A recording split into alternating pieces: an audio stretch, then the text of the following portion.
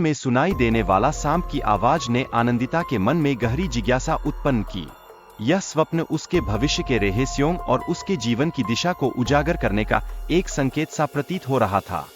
राजकुमारी आनंदिता ने अपने पिता के खिलाफ जाकर अपने मन की गहराइयों से उठते विचारों को खुलकर व्यक्त किया। यह निर्णय उसके साहस और स्वतंत्रता का ज्वलंत उदाहरण था, जो उसे अपनी पहचान की खोज में मजबूती से आगे बढ़ाता था। जंगल में आनंदिता के साहसिक कदम ने उसे एक रहस्यमय तालाब और वहां एक सांप के पास पहुंचा दिया। यह खोज उसकी आत्मविश्वास और साहसिकता की गहराई को प्रकट करती है, जैसे कि वह अज्ञात को जानने के लिए लालायित हो। नागेश्वर, एक शक्तिशाली युवराज जिसे एक दुष्ट जादूगर ने श्राप देकर सांप बना दिया था, इस कहानी का एक महत्वपूर्ण पात्र है। श्राप को तोड़ने के लिए विवाह का रास्ता ही एकमात्र समाधान बनकर उभरा, जिससे उसकी अद्भुत गाथा और भी दिलचस्प हो गई। आनंदिता अब अपने माता पिता को नागेश्वर की कहानी बताने के लिए उत्सुक थी, लेकिन उसकी समझ में था कि यह बात सामान्य नहीं होगी। उसके मन में एक आशंका थी, जो उसे सताने लगी। जब आनंदिता ने अपने पिता से कहा कि वह इस विवाह के लिए तैयार नहीं है, तो उसके दिल में और भी जटिल भावनाएं उमड़ने लगीं।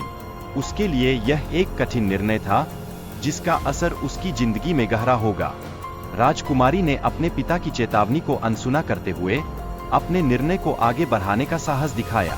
यह उसके आत्मबल और स्वतंत्रता की खोज का प्रतीक था, जो उसे अपने लक्ष्यों की ओर बढ़ने के लिए प्रेरित करता था। नागेश्वर ने आनंदिता को बताया कि उसे अपने श्राप को सहन करने की कोई आवश्यकता नहीं है। आनंदिता ने दृढ़ता से कहा कि यह निर्णय उसकी आत्मा की पुकार है, जो उसे सच्चाई की ओर ले जा रही है। विवाह के बाद जब नागेश्वर का श्राप टूट गया, तो वह एक सुंदर राजकुमार में बदल गया। यह परिवर्तन उनके प्रेम और बलिदान का प्रतीक था, जिसने दोनों की आशाओं को नए सिरे से जीवनदान दिया।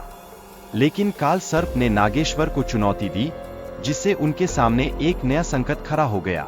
इस विपत्ति ने उन्हें अपनी शक्तियों की कमी का एहसास कराया, और उन्होंने संकट के इस क्षण का सामना करना सीखा।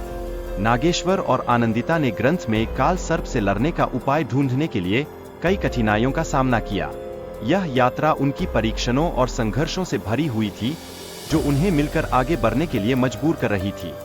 जंगल में छिपी रहस्यमय शक्ति ने उन्हें भ्रमित किया, जिससे उनकी यात्रा कठिन हो गई। उन्हें राक्षसों और अदृश्य रचनाओं से जूझते हुए अपनी सच्चाई की ओर लौटने का रास्ता खोजना था।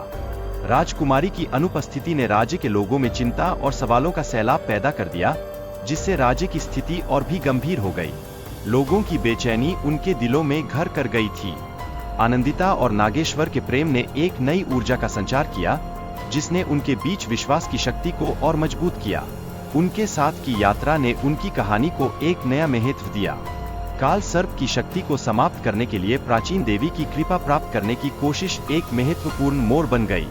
यह उन्हें कठिनाइयों का सामना करते हुए भी उस रास्ते की ओर ले गई जो उनके लिए उम्मीद लेकर आया। आनंदिता और नागेश्वर की अद्भुत ऊर्जा ने काल सर्प की दुष्टता को समाप्त किया। उन्होंने मिलकर एक जादुई प्रक्रिया की शुरुआत की, जिससे उनके जीवन की कहानी को एक नया मोड़ मिला। राजमहल में अंधेरा छट गया और एक नई सुबह का सूरज उगने लगा। यह विजय केवल एक व्यक्तिगत सफलताओं का नहीं, बल्कि राज्य के लोगों के लिए एक नई आशा का प्रतीक बन गई। साहस और विश्वास की शक्ति पर आधारित निर्णय लेने के बाद आनंदिता ने न केवल अपने राज्य बल्कि अपने परिवार को भी बचाने का गौरव प्राप्त किया। यह कहानी आत्मविश्वास और सत्य की जीत का एक प्रेरणादायक उदाहरण है।